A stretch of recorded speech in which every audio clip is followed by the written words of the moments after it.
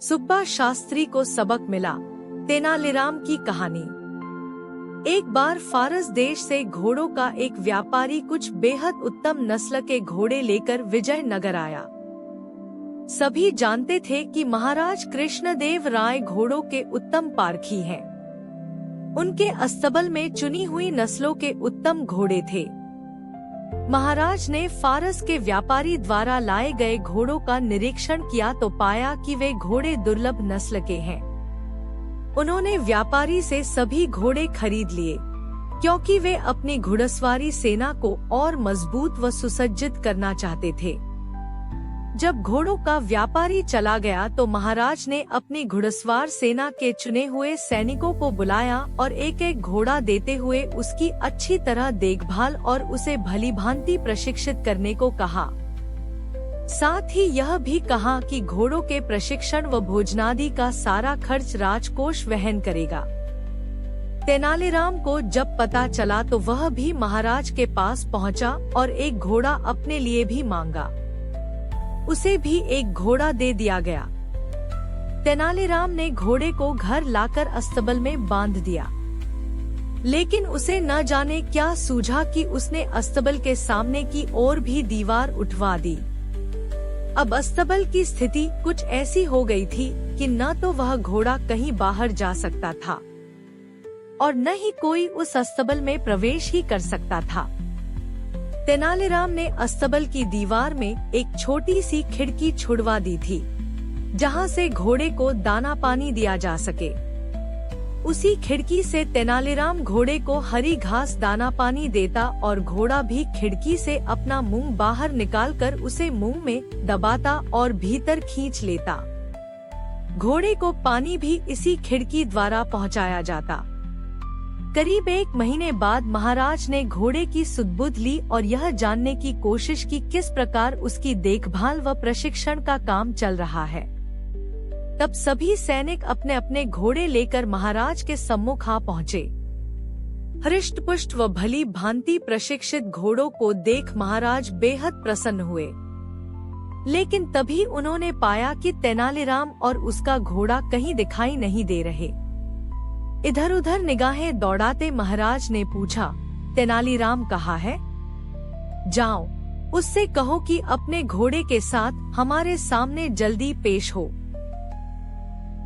एक सैनिक तेनालीराम के घर की ओर दौड़ा और उसे महाराज का संदेश दिया कि जल्दी से जल्दी घोड़े को लेकर उनके सामने हाजिर हो जाए।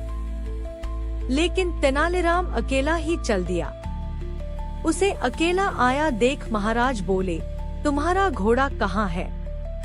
आज मैं सभी घोड़ों का मुआयना कर रहा हूँ कि उनकी कैसी देखरेख की गई है। जाओ, अपना घोड़ा लेकर आओ। क्षमा करें महाराज, तेनालीराम बोला, आपने मुझे जो घोड़ा दिया वह घोड़ा गुस्सैल है और अड़ियल है। मैं तो उसे अपने साथ यहाँ लाना चाहता था, लेकिन मेरे लिए यह संभव नहीं हो पाया।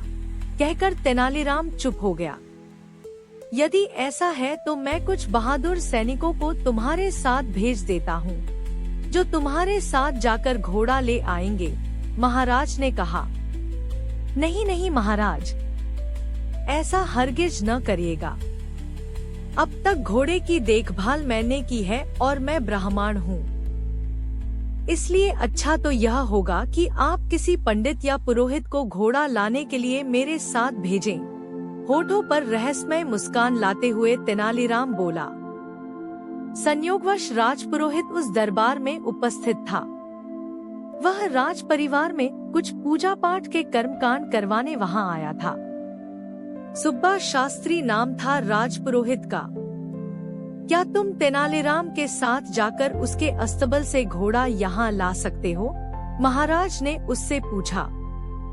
तेनालीराम और सुब्बा की निकटता देख सुब्बा शास्त्री जला भुना करता था और तेनालीराम को नीचा दिखाने का कोई मौका चूकना नहीं चाहता था। वह बोला, क्यों नहीं महाराज, मैं अभी जाकर घोड़ा ले आता हूँ।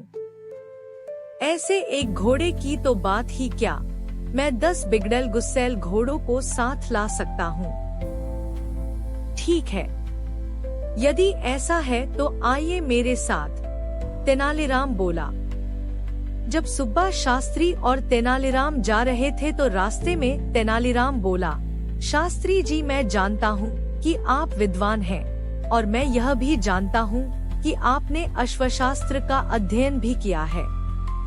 कुछ ही देर में जब तेनालीराम के घर पहुँचे तो सुब्बा शास्त्री अपनी लंबी दाढ़ी को उंगलियों से सहलाते हुए अहंकार भरे स्वर में बोला, हाथ कंगन और आरसी क्या?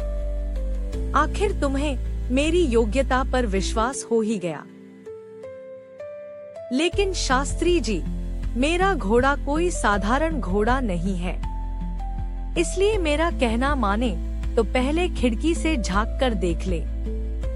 इसके बाद अस्तबल की दीवार तोड़कर घोड़े को बाहर निकालने की सोचना। अपने होठों पर कुटिल मुस्कान लाते हुए बोला तेनालीराम। तेनालीराम ने भी जैसे उस दिन सुब्बा शास्त्री से पुराना हिसाब किताब चुकता करने की ठान ली थी। इधर जैसे ही सुब्बा शास्त्री ने दीवार में बनी खिड़की में अपना हाथ डाला, तुरंत घोड़े ने उसकी दाढ़ी पकड़ ली। दरअसल वह उसकी दाढ़ी को भूसे का ढेर समझ बैठा था। सुब्बा शास्त्री की दाढ़ी को अपने मुंह में दबाए घोड़ा इतनी जोर से खींच रहा था कि उसकी आंखों से आंसू टपकने लगे और वह दर्द के मारे जोर जोर से चिल्लाने लगा। अंततः अस्तबल की सभी दीवारें तोड़कर वह बाहर निकाला गया। मगर घोड़ा भी कुछ ऐसा हठीला था कि सुब्बा शास्त्री की दाढ़ी अब भी दबाए था।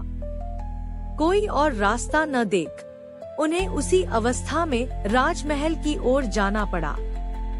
अब तक सुब्बा शास्त्री को यह बात समझ में आ चुकी थी कि पूर्व में जो वह तेनालीराम को नीचा दिखाने की फिराक में लगा रहता था, उसी का बदला तेनालीराम ले रहा है।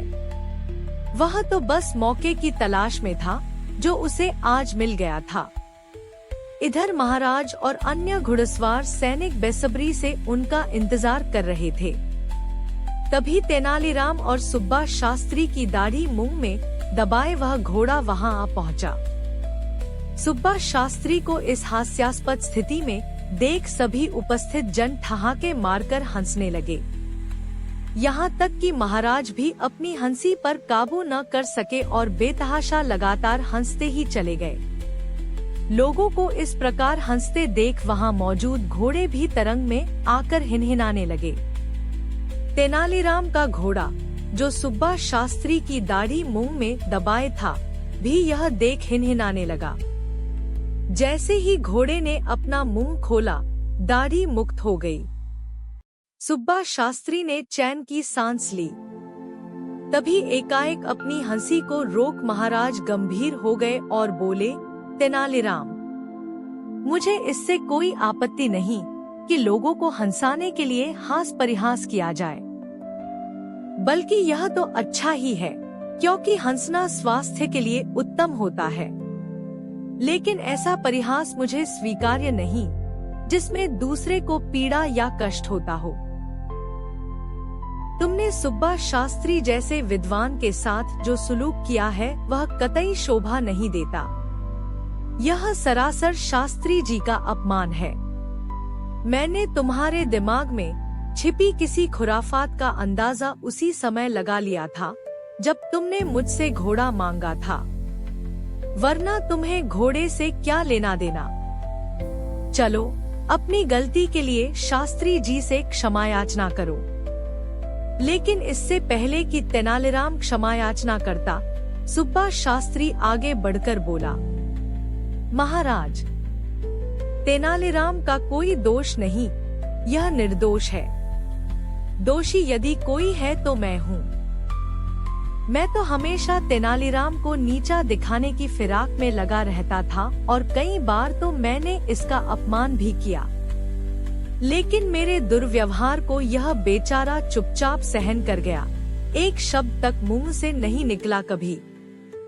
यह सब मैंने ईर्ष्यावश किया।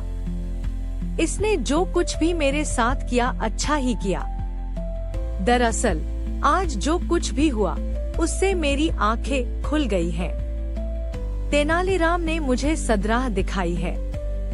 अपनी बात समाप्त करते हुए सुब्बा शास्त्री ने आगे बढ़कर तेनालीराम को गले से लगा लिया।